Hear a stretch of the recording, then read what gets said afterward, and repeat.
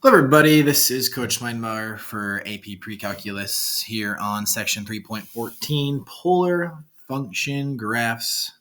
A lot of fun with you here today. We have sketching, and this is totally amazing. Love this stuff.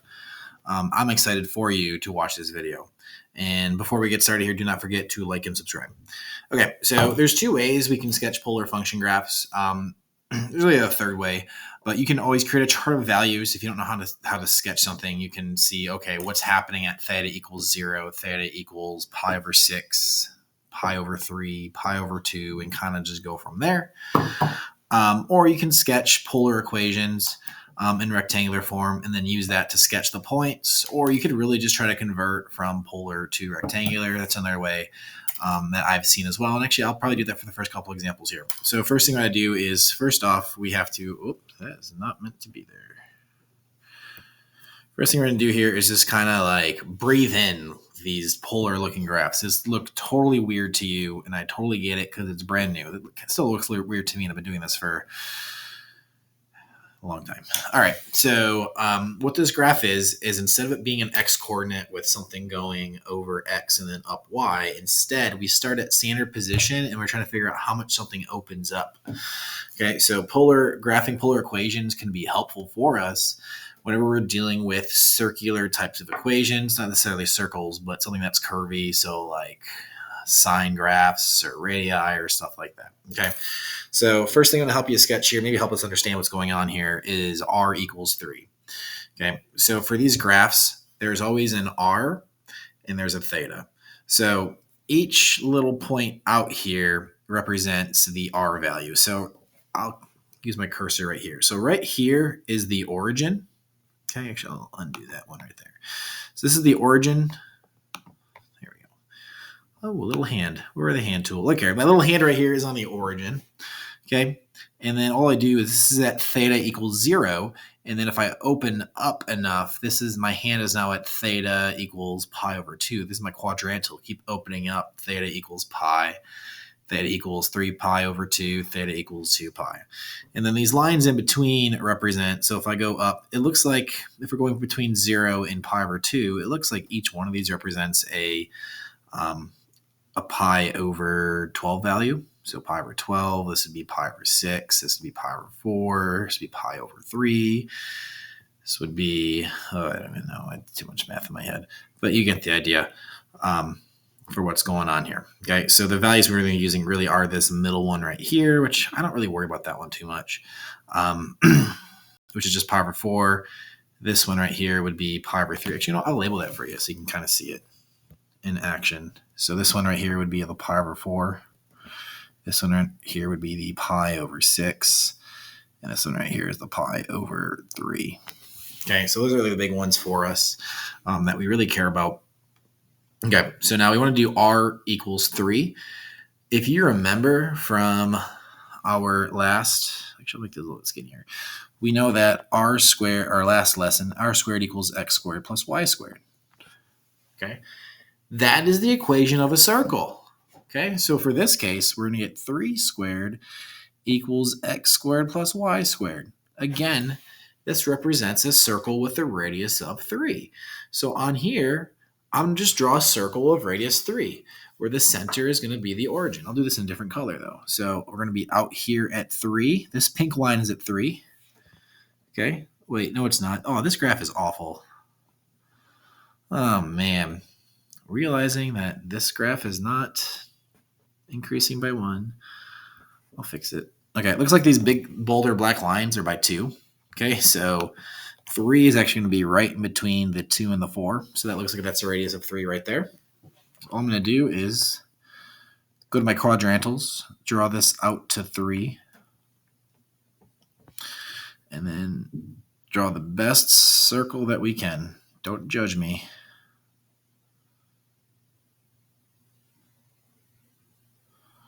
Oh boy, I was doing good, and then I don't know what happened.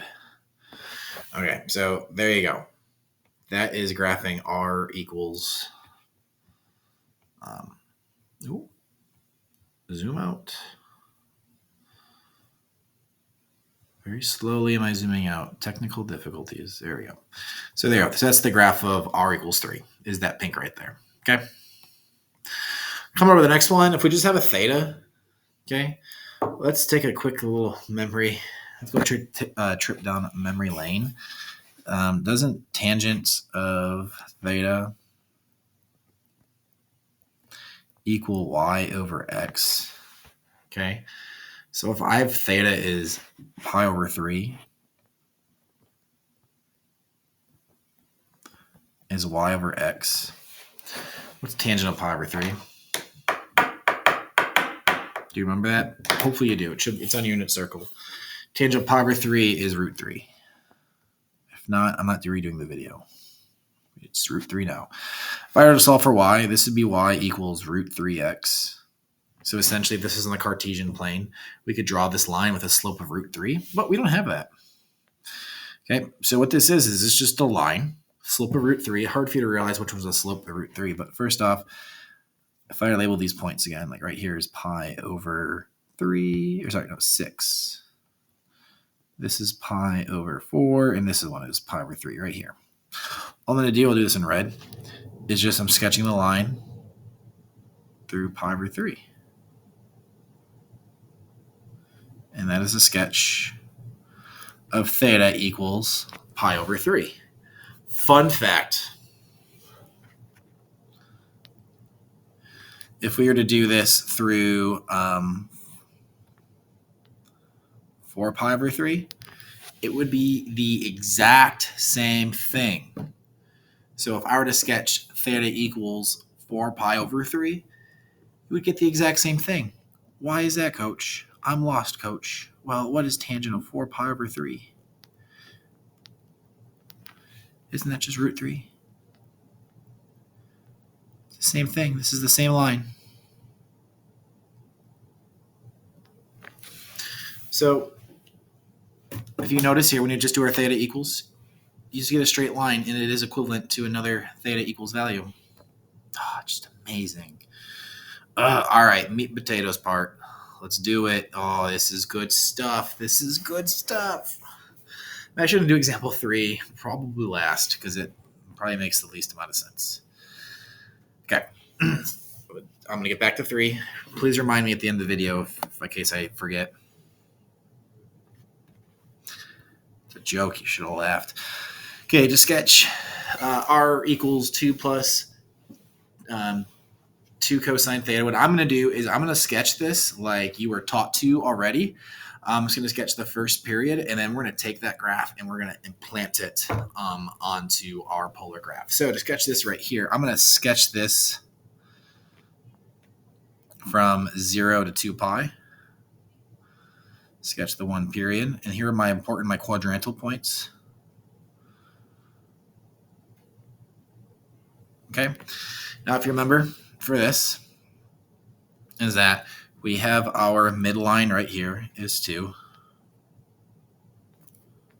Hello, there you are. Our midline is 2. And our amp is 2. And then our period here, since B is 1, period is 2 pi, which is why I went from 0 to 2 pi. So I'm going to start here at 2. And then since amplitude is 2, I'm going to go up to 4 and then down to 0. Okay, and this is cosine, so I start up and then on the midline and then down. I don't know why that thing keeps appearing. Go away, you. Okay, so if I were to sketch this, looks like this right here. Okay, so now what we're going to do is we're going to take this and we're going to take this axis and we're going to roll it up and then we're going to plant it on here. How do we do that? Well, at 0, what is my radius? This represents my radius right here, and this over here represents my radian. So it's my radius, my theta value. So at theta equals 0, I'm at 4, which is right here. At pi over 2, I'm at 2, which is right here. At pi, in the pi direction, I'm at 0, which is right here, right on the origin or pole, because we're in polar. 3 pi over 2 direction, we're at 2. And then at 2 pi, we come back up here to 4. So starting here, if we look, each one of these represents my radius value. So like, just imagine this little line is going through. So that has a height of this, and then it changes, and it gets smaller, and it's getting closer and closer. These red lines, as I'm drawing them from left to right, are getting smaller and closer to 2. Okay, and this is between 0 and pi over 2. So what I'm going to do is I'm going to draw this. This is circular, and I'm going to get smaller and smaller until I get to 2. Okay, so that's me drawing that in the first quadrant. Now what's going on with my red lines from pi over 2 to pi? They're still getting smaller. They're getting closer and closer to 0. So from here, I'm getting closer and closer to 0. If you notice, I'm not going directly at 0. I'm not just making a straight drop. The radii are decreasing. And now, from here, my red lines are getting larger as we approach 3 pi over 2. So they're going to get larger as we approach 3 pi over 2 in this circular motion. And then again, from 3 pi over 2 to 2 pi, they're getting even larger.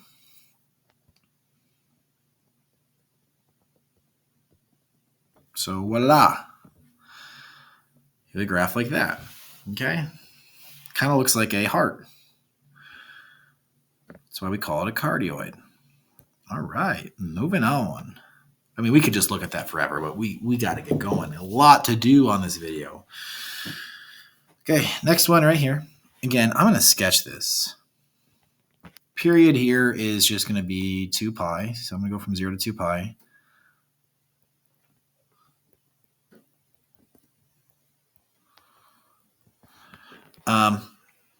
We're going up 2, so my midline is at 2. And then amplitude is 4. This is my amp. I call this midline like that, MDLN midline.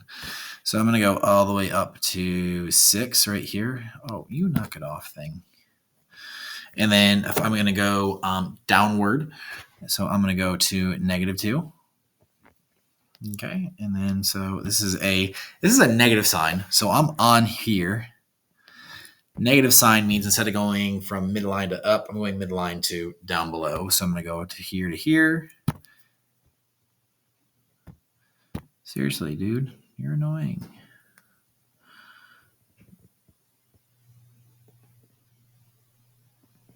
Okay. So I'm going to plot my quadrantals again. This could get a little confusing, so just bear with me. So I'm at 2 to start. At 0. At pi over 2, I'm at -2. So instead of going into this direction, the positive direction, the negative direction is down here. So in these graphs, we can have a negative radius. It's just on the opposite side. So instead of graphing 2 up here, I'm going to be in the negative direction, which is down here. Okay? And then in the pi, I'm at 2, which is out here. And then at 3 pi over 2, I'm at 6, which is all the way out here. And then at 2 pi, I'm back right here. So we're going to go from this point to this point to this point all the way back here. So let's kind of watch this. It's magic, man. It's magic. Okay, I'm going to draw these little radii. So these radii are decreasing until they just happen to hit 0 somewhere. You can figure that out, by the way. If you set that equal to 0, the r equal to 0, you can figure out that point. Well, don't worry about that right now because I'm just sketching this. So I'm going to start positive and make smaller and smaller radii, and I'm going to cross 0 at some point in this first quadrant. And now I have negative values in quadrant 1. Negative values in quadrant 1 are actually in quadrant 3. So I'm going to go ahead until I hit right here because my radii are negative, and they're getting larger and negative. So that's why I was expanding it all the way to that value. Now I'm in quadrant 2, but here's the problem. My radii are all negative, but yet we are getting closer and closer to 0. So we're going to be the opposite quadrant of 2 is 4. So we're here. I'm going to cross over 0. And then it's kind of nice is now we're back to being positive the rest of the way. As you can see, these radii are getting bigger and bigger and bigger until we reach the pi. And then we're going to come out here to 3 pi over 2. Oh, that was not good. Curvier. So we're going to get a little bit curvier until we go out to here. And then my radii are going to get just a little bit smaller as we go back out to here. Okay, so this one has a bit of a loop in it because it dips down. If you look at this graph right here, and I'll kind of show you as we were going through from pi, we just kept getting to be larger and larger and larger. Okay, and then from 3 pi over 2, we were getting smaller, and that's why that line was getting smaller. Okay, so maybe this is what I'll do to help you understand this part. These greens right here, these green lines, these green radii are getting smaller. See how they're matching this green right there? And then these pink are negative right there. I guess pink's probably not the best color to draw on this one. I'll draw them purple.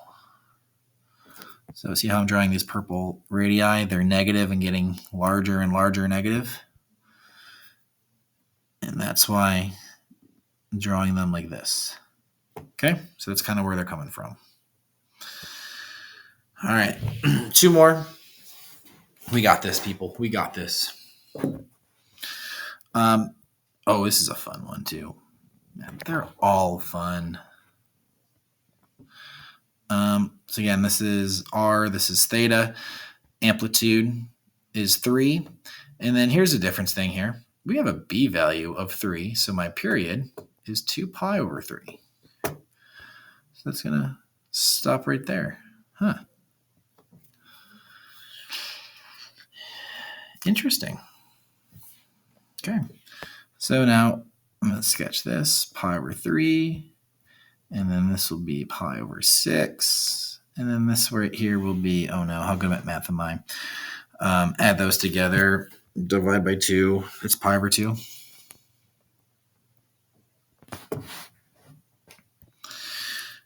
And then our amplitude is 3 there, and then negative 3 there. And this is sine. Oh my gosh, I wish I could get rid of this thing. Little menu that keeps popping up. Quiet, nobody likes you. I don't even know what I'm drawing anymore. It looks like this. Okay. So now I'm not on my quadrantals. I'm actually going to end up drawing petals. It's coming up here. So let's see this out real quick. So we're going to be at 3 at 0, which is right here between the 2 and the 4.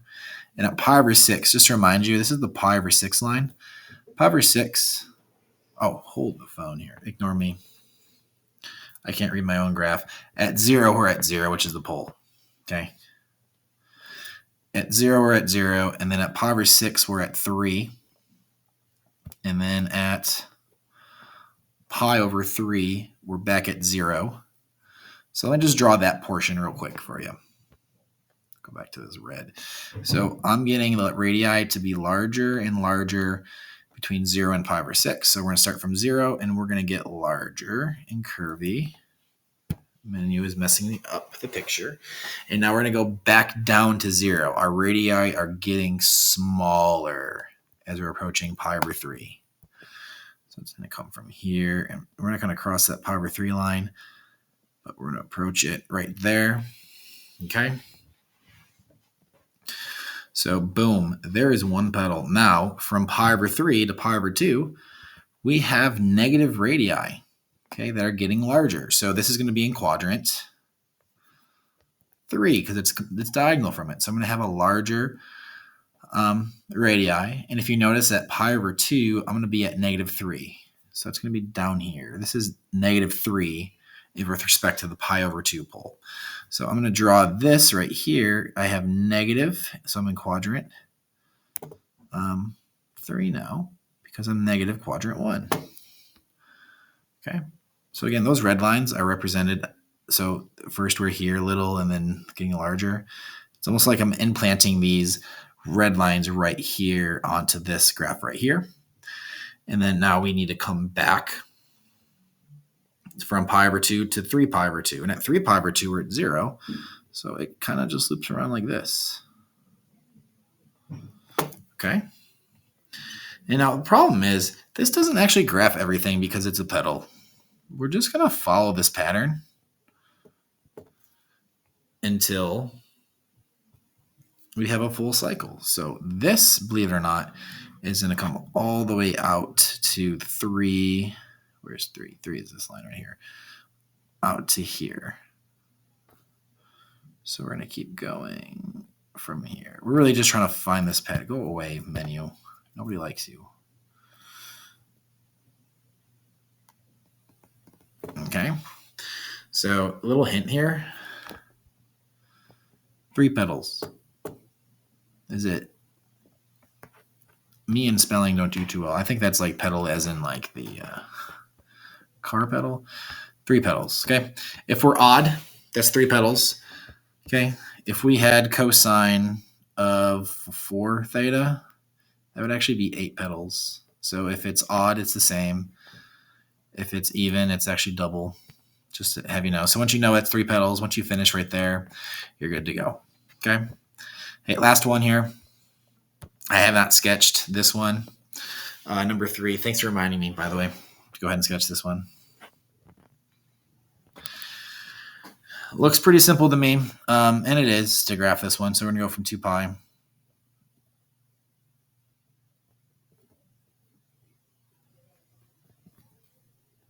And then our amplitude is 2, negative 2.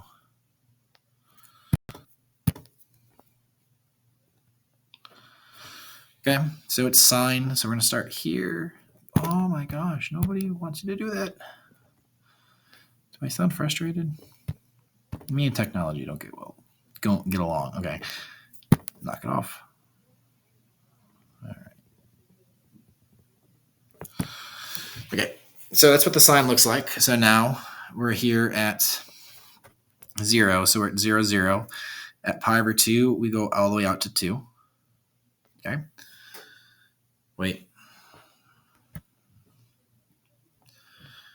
I'm a teacher, I promise, and I'm halfway decent at it. Okay, at pi over 2, we're at pi, we're at 2.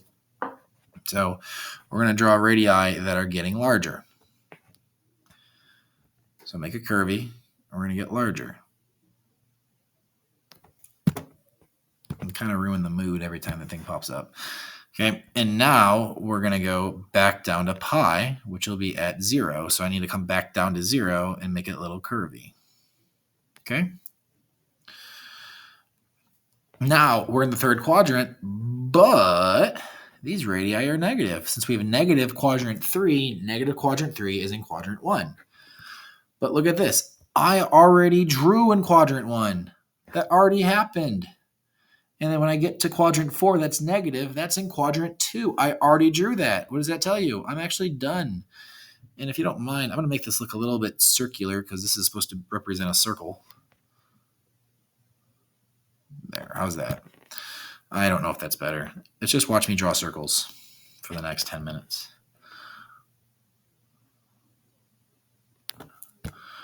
That's close enough. Okay. So sine actually repeats itself after a period on the polar graph. Okay. So that's going to wrap up our drawings here. Hopefully you got something fun out of this. Super helpful for you for answering polar questions when you get further into calculus. Oh, it is very helpful on how to graph this stuff like that. All right. So do not forget to like and subscribe.